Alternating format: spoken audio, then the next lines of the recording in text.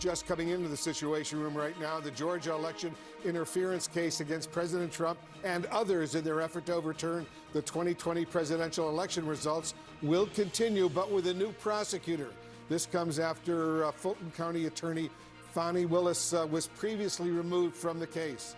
Let's go live right now to CNN crime and justice correspondent Caitlin Polantz. She's got all the breaking details. Caitlin.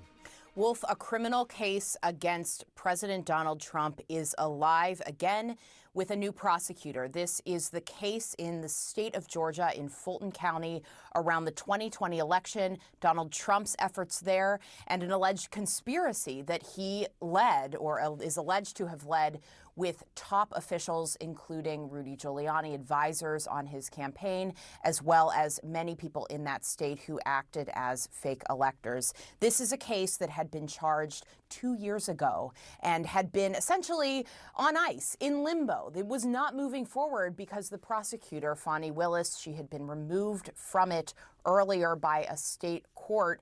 However, there was a deadline given by a judge to find another prosecutor, and indeed one has shown up. It is the person that was charged with trying to figure out who was going to prosecute this case. I want to read a little about that prosecutor now, what he is thinking. His name is Peter Skandalakis.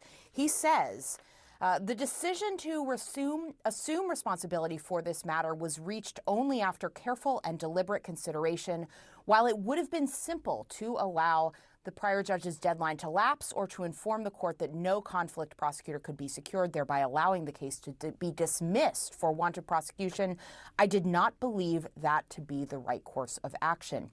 The public has a legitimate interest in the outcome of this case. Accordingly, it is important that someone make an informed and transparent determination about how best to proceed.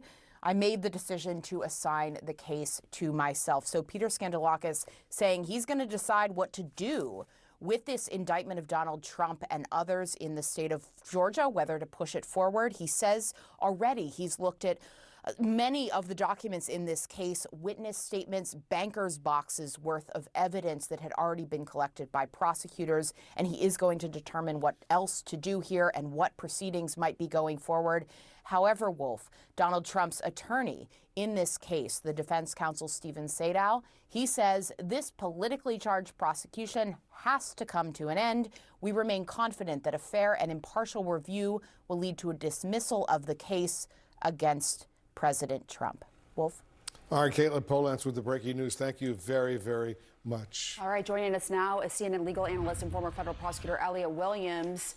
How significant is this? It is significant in that, we have to put our hats back on to a couple of years ago. Remember, there were a series of prosecutions against then former president, now current President Trump, both at the state and federal level. One of them was in Georgia, and as Caitlin had talked about, the prosecutor, Fani Willis, had been removed from the case. Well, the judge had said the case, or the appeals court had said the case can be revived if a new prosecutor comes on. That case is now revived, and so once again, we are in the world of some percolating prosecution being brought against President Trump. And Elliot, remind our viewers why Fani Willis is no longer prosecuting this case. Right. She was prosecuting the case because of a relationship she had with a lead investigator or prosecutor on the case. Now, the trial judge who'd looked at the matter had said that while the relationship itself was not improper, there was at least an appearance of let's call it impartiality or impropriety that at least cast enough doubt on the case. It could still proceed, but look,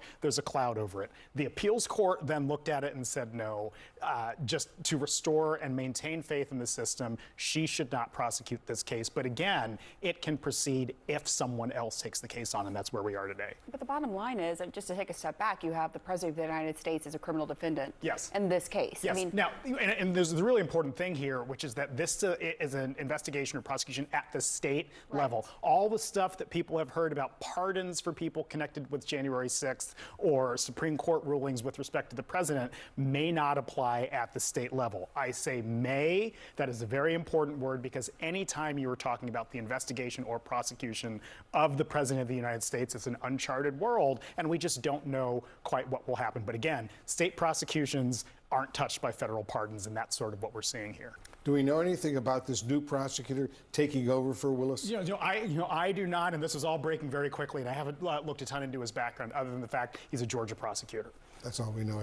How do you expect the Trump administration, to proceed now? Yeah, I would think they would still revive the arguments that came up over the course of the last several years, which is that he is the president of the United States. Presidents, as the Supreme Court has said, are immune from prosecution for a host of conduct related to their work in office, even when sometimes that conduct is personal. They will, I would think, make the argument that, look, this is once again reviving another investigation into the president of the United States and his conduct before that should not proceed. Also, the fact that he's a sitting president now being prosecuted, they would say, look, maybe you could make an argument for prosecuting him in 2029, but there's no reason why a president should be sitting for interviews and depositions and providing evidence while he's trying to run the country. That's their argument. I'm not weighing in on it. That's just what I think they'll say. So on that point, realistically, will the Trump administration, or the president himself for that matter, view any prosecutor as fair and impartial in this case? I don't think so, not in this case when he is being prosecuted. And again, a lot of this comes out of the Constitution. The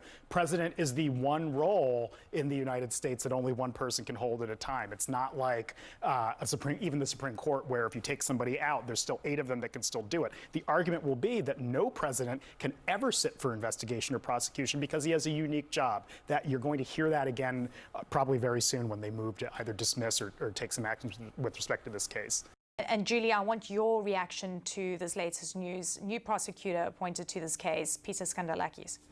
Well, Maura touched on it, and I think this is actually the most salient part of this whole discussion, which is that we are now living in a country where prosecutors and law enforcement officials are afraid to actually prosecute cases because they're worried about the President of the United States using his office and his power to go after them. That is a banana republic. That is not a democracy. It's certainly not the world's oldest and greatest democracy. And so I would just go on to say that the saddest part of everything that we just heard now is that Peter Skandalakis felt the need to take this case on himself because nobody else would do it, despite the fact that these people are sworn law enforcement officers who have sworn to pursue justice irrespective of who it might compromise. And so I think from that perspective, this is something for us to all think about. We now not only have a Justice Department at the federal level that is using its power to go after the president's enemies and to shield his friends, but we also now have prosecutors at the state level who are so terrified of the president that despite the terabytes that they apparently have in evidence, despite the fact that we have recordings of the president demanding that the Secretary of State find votes for him that did not exist,